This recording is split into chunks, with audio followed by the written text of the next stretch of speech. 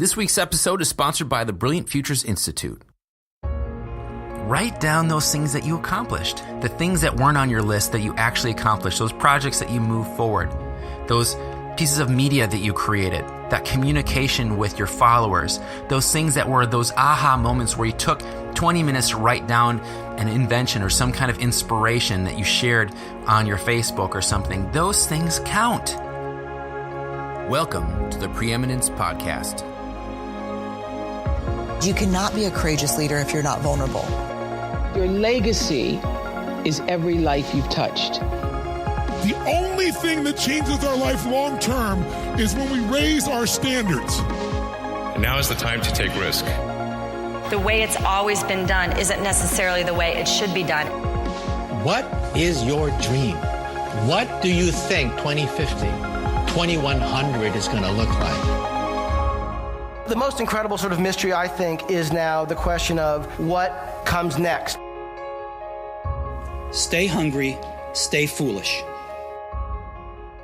Welcome to the Preeminence Podcast. I'm your host, Matthew J. Peters. Visit preeminence.tv to learn more about how to create a preeminent presence for your business, organization, or personal brand. Be sure to subscribe on iTunes, Google Play, Stitcher, SoundCloud, or just ask Alexa to play the Preeminence Podcast. We praise productivity. We praise the people who get so much done, who have these businesses that are just skyrocketing. Yet we don't know the whole story. We don't know what their personal life is like. We don't know what their health is like. We don't know what their spiritual life is like. We just see them take off. And we look at ourselves and we put ourselves down thinking, man, I'm just not getting enough done. So many people want to be in that hustle, the 24/7, or some people say the 27/7 hustle, which I don't even understand how that's possible. 365, 24/7, I'm hustling. Man, what a life. What a life to be working like that. Maybe you're doing something you love. That's great. But if you are like me, you're going to feel sometimes like you're not getting enough done. I recently had a client come to me, and she's been working on this project for several weeks, and she wanted to get it done, probably 3 weeks ago, then 2 weeks ago, then last week. And she said, it's just taking so long. I want to get these 12 weeks out. But all the minutia, all the details to get this program together, the last couple of weeks are just taking so long. And she was kind of like putting herself down or beating herself up or making it feel like she didn't get enough done. She's not working hard enough, even though she'd worked tens of hours on these specific projects, even though she's working on serving other people. She just felt like she wasn't doing enough. And so we started looking at it and realized that one step to do something, or 2 steps, you could break that down into 10 things that are sub-steps to get that one thing accomplished. And what we found is so many times we think that the one step is a one step that, okay, I just need to post this promotion for this event that I'm going to do. That's what we put down on our list, is promote this event. And what happens is there are many steps into that. You have to write the copy. You have to find an image. You have to edit the image. You have to put where are you going to link it to? You're going to link it to a landing page. You have to make sure that the event is set up. You make sure that people can register for the event. All these things take more than an hour, maybe a couple hours to do. If you don't have a landing page, oh my gosh, you got to put all that together. And when we start posting, it's like, oh, now I got to make this into an ad to promote it to more people. I have to be really responsible with that money I'm investing in ads. So let me really figure out that demographic. And that one little step turns into hours of work. And many times we think we're not being productive because we get that one thing checked off our list when we have 5 or 6 or 7 things. Here's what I want you to think about. Write a list the night before, or the first thing in the morning if you want to do it that way. Write your list. The way I like to do it is I go into my iPhone's notepad, and you can make these little checklists with little circles. And I love lists because I can check it off. And one of the things I found is when I have those lists, I can break them down into sub-steps. But beyond that, there are sometimes I have what I call interruptions, or life happens. My kids need something. I need to pick them up at school because they're sick. Or someone asked and said, hey, could you get me this file? Could you promote this thing for me? And they weren't on my list.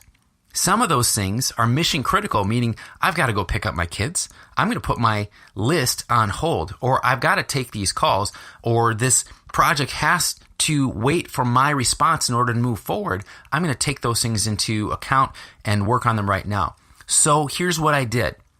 In my list of things I need to get done, when I would do something that was off of the list, I would write that in. I'd write it in and check it off. It makes you feel really good. Even those times where you say, oh my gosh, I just need to take a break. I went for a walk, or I took a nap, or I made myself lunch or a snack or whatever. You can write that stuff in because those are things you are accomplishing. Those are things you weren't thinking of. You weren't thinking about all the life that happens. You weren't thinking of taking care of your body or taking 20 minutes to meditate. You're thinking that's not on my list, but those are the things that you need to do to keep moving forward, to growing yourself, to maintain your health, your mental health, your spiritual health, your physical health. You have to take those things into account. And sometimes when we put those lists out there, we have this false sense that we're not doing things. And I'll tell you right now, the biggest breath of relief that I had was when I started writing out all those things that I was doing, I did complete.